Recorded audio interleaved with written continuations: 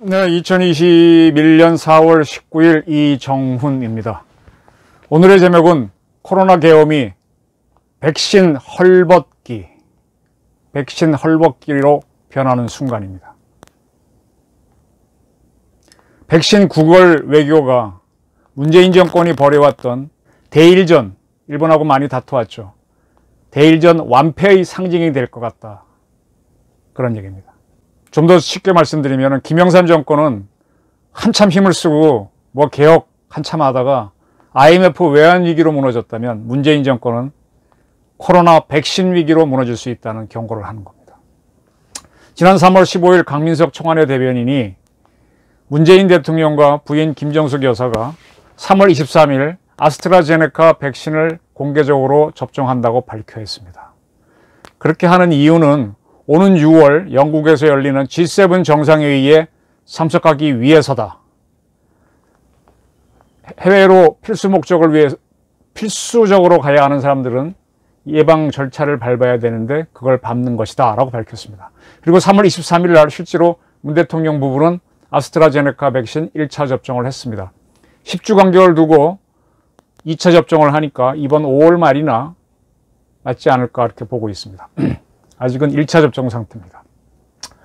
그리고 지난 4월 16일 도하 언론이 강민석 청와대 대변인을 인용해서 이렇게 보도했습니다. 문재인 대통령이 조 바이든 미국 대통령 취임 이후 처음으로 바이든 대통령의 초청을 받아 워싱턴을 방문할 5월 후반기에 워싱턴을 방문해 한미 정상회담을 한다라고 보도했습니다. 그리고 이제 설명하기를 굳건한 한미 동맹의 발전과 한반도의 완전한 비핵화, 항구적 평화 정착의 진전을 위한 긴밀한 공조 방안을 논의할 것으로 전망된다라고 했습니다. 그러나 문 대통령이 미국 방문 관련 상세 일정에 대해서는 한미 간 계속 조율 중이다. 일정이 나온 게 없다. 언제부터 언제까지 간다는 게 없다 이겁니다. 구체적인 사항이 정해지면 알리겠다라고 그랬습니다. 그래서 정리를 하게 되면은 지난 3월 23일 날 문 대통령이 접종을 할 때는 영국 G7 회의에 가기 위해서 만든다 그랬는데 그거보다 먼저 한미 정상회담을 위해서 맞은 모양이 됐습니다. 근데 왜 이렇게 청와대에서 4월 16일 날 문 대통령이 5월 말에 미국을 간다라고 발표를 했을까? 이거는 지금 스가 일본 총리가 미국을 방문해서 조 바이든 대통령을 만나고 있기 때문입니다. 스가 총리의 미국 방문에 대해서는 일부 다른 의견을 내는 사람도 있지만 다수의 언론은 미일 밀월 시대다라고 표현합니다. 미국과 일본이 아주 좋았던 시대를 일본에서는 야스히로 나카소네 총리가 있고 미국에서는 로널드 레이건 대통령이 있던 시절 그때를 론 야스 밀월 시대라고 합니다. 1980년대. 그때 한국에는 전두환 대통령이 있었죠. 그래서 전두환, 나카소네, 레이건 이 아주 세 사람이 단단한 한미일 삼각관계를 만들어서 그것이 이제 그 이후에 동유럽과 소련을 붕괴시키는 하나의 큰 단초가 되죠. 이 말은 혹시 다음에 기회가 있으면 설명드리겠습니다. 한미일 공조를 굉장히 잘해서 그때 전두환 대통령이 한국 경제를 흑자로 살려내고 그런 기회를 잡습니다. 그건 다음에 기회가 되면 말씀드리겠습니다. 그 론 야스 시대에 비교되는 조 요시 밀월 시대다라고 얘기합니다. 왜 이러냐? 이미 전임자인 아베 총리하고 미국의 트럼프 대통령 시절에 Free and Open Indo-Pacific Strategy, 그래서 FOIP라 그럽니다. 자유롭고 개방된 인도 태평양을 만들기 위해서 두 나라가 협력한다라고 하는 인도 태평양 전략을 양국의 공동 외교 전략으로 택한 다음부터 그걸 실현하기 위해서 참여국들을 들여서 처음에는 이제 아베 총리가 다이아몬드라는 표현을 썼는데 다시 미국이 쿼드로 바꿨죠. 쿼드. 그래서 미국, 일본 외에 호주하고 인도가 참여해서 중국을 봉쇄하는 그런 외교전을 펼치고 있습니다. 여기에 일본이 적극적으로 참여하고 있으니까 조 요시 밀월 시대가 열렸다 이렇게 얘기는 하는 겁니다. 이 조 요시 회담에서 일본은 도쿄올림픽을 이제 개최하기 1년 늦춰서 올해 하는데 미국이 지지한다라는 약속을 받았고, 센카쿠를 지키는데 미국이 기여를 한다. 원래 일본 방위는 미국이 책임지기로 했죠. 그래서 센카쿠가 일본의 일부이면은 미국이 지켜줍니다. 근데 그걸 재확인했습니다. 네. 그리고 아주 우리로서는 부럽고 올 게 왔구나 싶은 게, 스가 총리가 화이자 CEO와 전화를 해서는 백신을 대량으로 확보했습니다. 근데 이거는 바이든에 보이지 않는 도움이 있었기 때문이라는 해석이 많습니다. 미국은 쿼드에 적극 참여하는 일본을 굉장히 배려한다는 거죠. 조금 설명을 더 드리면 4월 16일 스가 총리는 이제 조 바이든 미국 대통령과 정상회담을 했습니다. 그때 햄버거 식사도 안 하면서 먹을 틈도 없었다고 스가 총리가 얘기할 정도로 집중을 했죠. 미국의 지지를 확보하려고 애를 썼습니다. 그리고 그 다음날 화이자 CEO와 통화했는데 만나지도 않았어요. 근데 화이자 CEO가 충분한 물량을 주겠다고 했습니다. 네. 그게 얼마나 되느냐에 대해서는 일본도 미국도 밝히지 않는데, 이 일본에서 백신을 담당하는 고노다로 행정개혁 담당상은 9월 말까지는 일본 내 모든 접종 대상자에게 맞힐 수 있는 수량을 확보했다라고 밝혔습니다. 화이자가 이렇게 배려한 거는 굉장히 이례적입니다. 지금 미국은요, 모더나하고 화이자를 개발했잖아요. 그게 영국에서 하는 아스트라제네카나 앞으로 지금 나오려고 하는 노바백스보다가 훨씬 효율도 좋고, 그 다음에 혈전도 안 생겨서 더 인기지 않습니까? 미국에서 개발한 게 좋습니다. 각국이 다 백신을 달라 그러는데 미국은 미국 내 접종이 우선이다라고 하면서 선을 딱 끊고 있습니다. 미국은 5월 말쯤에 집단 면역을 하려고 그러거든요. 오죽했으면 4월 1일 멕시코 바로 옆에 있는 나라잖아요. 대통령이 화상 정상회담을 하면서 백신 지원을 요청했을 때 바이든 대통령은 우리 국민이 우선이다, 모든 미국인이 백신을 접종하는 데 집중하고 있다라면서 거절했습니다. 근데 일본한테는 제공하겠다 그랬거든요. 드디어 백신을 전략적인 무기로 사용하는 겁니다. CNN 방송은 미국 국무부는 거의 매일같이 밀려드는 다른 나라의 백신 관련 요청을 미국 상황이 다 관리되기 전에는 보낼 수 없다라는 취지로 처리하고 있다, 이렇게 보도까지 했습니다. 그런데 스가 총리는 일본이 필요한 물량을 다 확보했다고 하니 이게 무슨 일입니까? 이렇게 스가 총리가 미국을 방문해서 성과를 올리고 있는 지금 4월 19일 문재인 대통령은 수석보좌관 회의를 열었습니다. 청와대에서. 그래서 이제 5월 말에 미국에 가면 미국 대통령을 만나 멈춰있는 한반도 평화의 시계를 다시 돌리기 위해 노력할 것이다 라는 참 제가 보기엔 뜬금없는 말씀을 하셨습니다. 한반도 안보 상황에 대해서 살얼음판을 걷는 심정으로 조심조심 대화를 통한 문제 해결을 위해 각고의 노력을 기울인 결과 전쟁의 위기를 걷어냈다라고 자평을 했답니다. 문 대통령이. 무슨 전쟁의 위기가 있어요? 제가 지난번에 KF-21 설명하면서 전쟁이 없는 시대로 들어왔다고 설명을 간단하게 드렸었는데, 구체적인 설명을 안 했는데 전쟁 잘 안 일어납니다. 현재 교착 상태에 머물러 있지만 앞으로 나아가기 위한 숙고의 시간이라 생각하며 대화 복원을 위한 외교적 노력을 기울이고 있다. 북한에 대해서, 그죠? 지금의 잠정적인 평화를 항구적인 평화로 정착시켜야 한다. 지금 평화가 굉장히 좋은 평화인데 무슨 기후에 적어갖고 항구적 평화로 갑니까? 항구적 평화란 건 없어요. 항상 전쟁의 위협을 받아요. 51대 49로 평화가 높으면 되는 거지. 그리고 그건 힘으로 지키는 게 기본이지. 피스는 거저 얻는 게 아니라 bloodied peace, 피 흘려서 지킨, 피 흘린 평화입니다. 공짜로 얻으려고 하니까 이렇게 망상해졌는 거죠. 이게 문 대통령이 이 잘못된 이 가치관을 갖고 있기 때문에 계속 힘든 외교를 하는 겁니다. 북한이 우리를 때릴 것이다. 때릴 수 있죠. 그러나 한미관계가 단단하면 못 때립니다. 한미관계는 멀리하면서 북핵은 적극적으로 제거하지 않으려고 하면서 북한하고 잘 지내려고 하니까 힘든 외교를 하는 거죠. 경제협력과 코로나 대응, 백신 협력 등 양국 간 현안의 긴밀한 공조를 위해서도 심혈을 기울이겠다라고 하셨습니다. 참 이런 문 대통령이 수석보좌관회에서 한 얘기를 들어보면 저는 좀 개인적으로는 좀 한심하다는 생각이 듭니다. 자, 미국이 원하는 걸 해줘야 미국도 우리가 원하는 걸 해주죠. 지금 미국이 원하는 게 뭡니까? 한국이 쿼드 플러스에 들어오라는 거 아닙니까?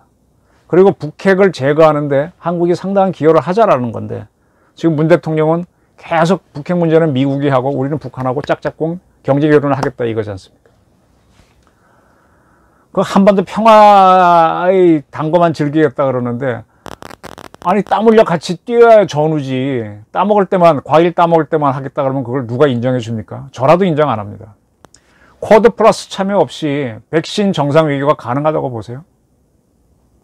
그 다음에 미국은 지금 부스터샷이라고 나왔습니다. 모더나나 화이자를 2번 접종하는데 확실하게 해서 3번 접종하겠다는 걸로 갑니다. 그러면 미국도 이제 백신이 충분했던 거, 지금도 충분한데 5월 말까지. 이게 3차 접종 들어가면 모자랄 수 있죠. 그리고 미국도 무조건 자국민 우선이니까. 이런 상황인데 일본까지 주겠다 그랬는데 한국을 줄 게 있을까요? 자칫하면은 백신 구걸 외교를 할 수도 있습니다. 문 대통령이 가셔가지고. 대한민국 체면과 자신의 체면만 깎아내리고 올 수도 있습니다. 이름에도 불구하고 그날 회의에서는 정부는 4월까지 300만 명, 상반기 중 1200만 명 백신을 접종해서 11월 말 집단 면역시키를 앞당기려고 한다. 뭐 이런 소리를 했습니다. 네, 말로는 뭘 못합니까? 저도 말로는 말로는 못하는 거 없습니다. 근데 현실에서는 쉽지 않거든요. 일본처럼 백신을 확보하지 못하면은 이런 말들을 했기 때문에 문 대통령 정권은 레임덕이 더 커질 수 있습니다. 지금도 레임덕인데 더 레임덕, 결정적인 레임덕을 맞을 수 있습니다. 자, 4월 16일 청와대는 이런 브리핑을 했습니다. 본인도 다 알잖아요. 일본이 저렇게 하는 걸 보니까. 행정적, 외교적 역량을 총동원해서 백신 물량을 확보하겠다. 미국을 상대로. 그러나 미국의 대중국 견제에 호응하지 않으면은, 쿼드 플러스에 참여하지 않으면 국물도 없을 가능성이 높죠. CNN은 이미 다 보도했어요. 한국과 호주, 뉴질랜드가 자기네 방역 자랑하다가 백신 확보 못했다고 보도했습니다. 근데 호주는 쿼드 참여국이니까, 쿼드 국가니까 아마 미국이 제공해 줄 수도 있어요. 호주가 쿼드에 참여했기 때문에 백신을 확보했다 그러는데 문 대통령은 못 구해왔다 그러면 이거 만만치 않은 파장일 것 같아요. 오히려 바이든 정부는 문 대통령이 요구하는 한반도 평화 프로세스를 지지하지 않는다. 지지를 밝히지 않을 수도 있습니다. 본전도 못 찾을 수도 있다는 얘기입니다. 그리고 지금 일본이 후쿠시마의 처리수를, 오염수를 내보냈다 그랬는데 여기에 대해서 문재인 정권이 굉장히 반대했죠. 저는 그거 아무 문제 없다고 지금 말씀드렸습니다. 진짜 문제 없습니다. 괜히 저거 떠들어봐야 한국 양식업자들만, 수산물 업자들만 어렵게 만들 뿐입니다. 정말 바보 같은 소리입니다. 진짜 바보 같은 소리.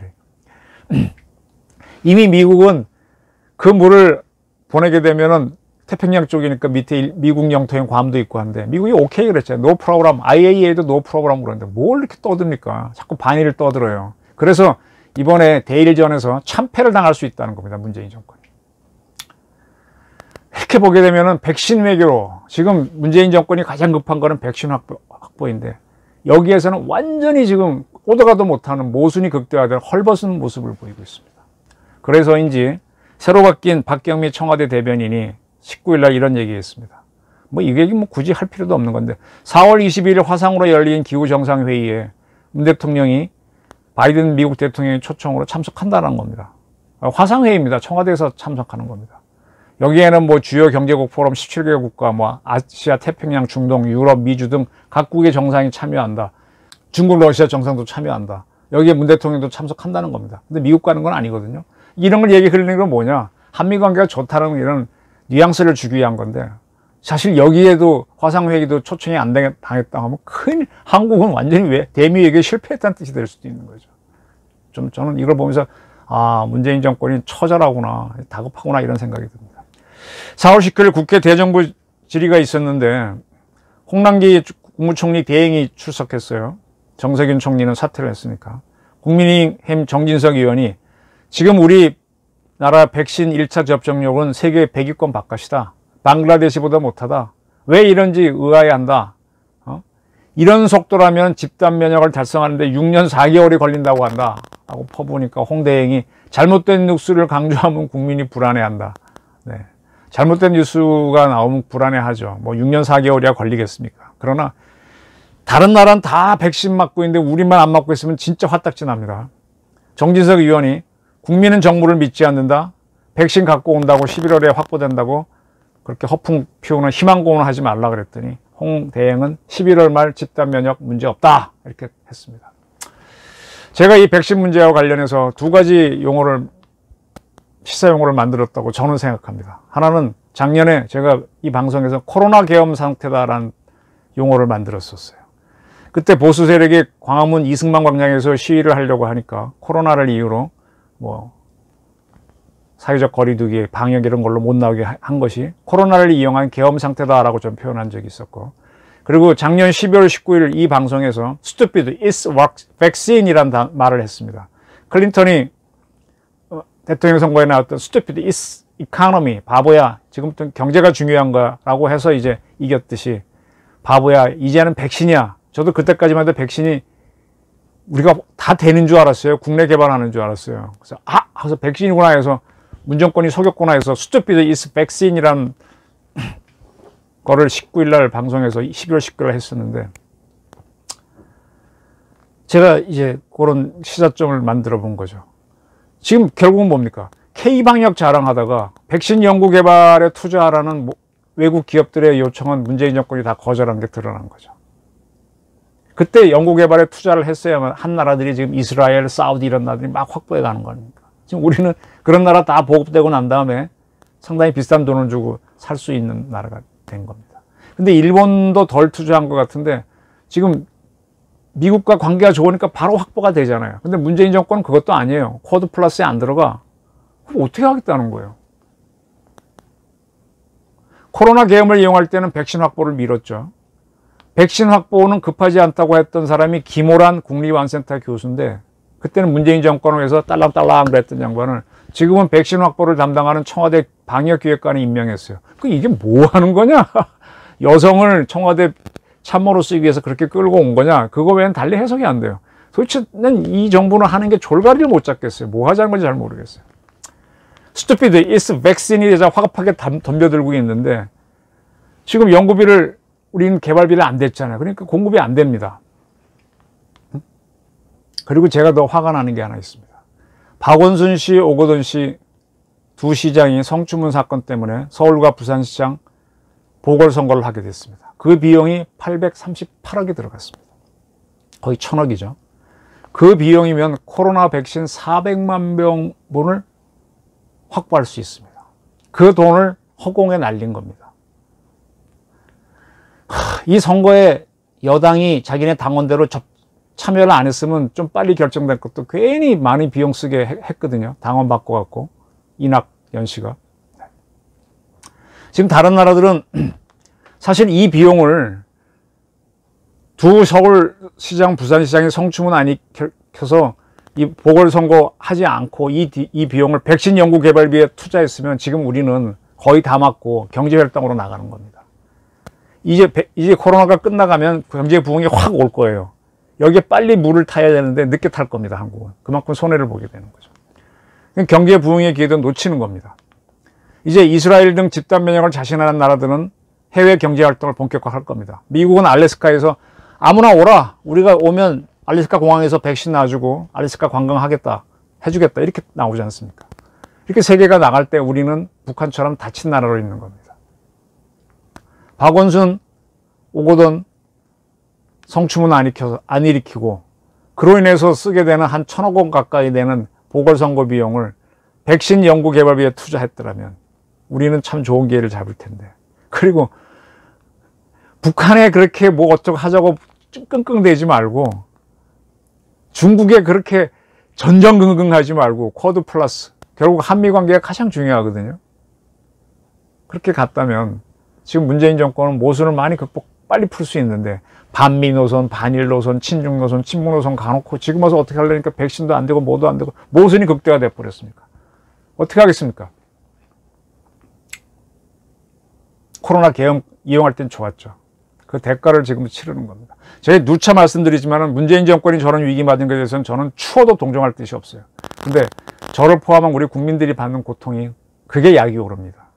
뻔히 보이는데도 선장이 배를 저렇게 몰아갖고 우리를 고통스럽게 만드는 거는 참 용서하고 싶지가 않아요.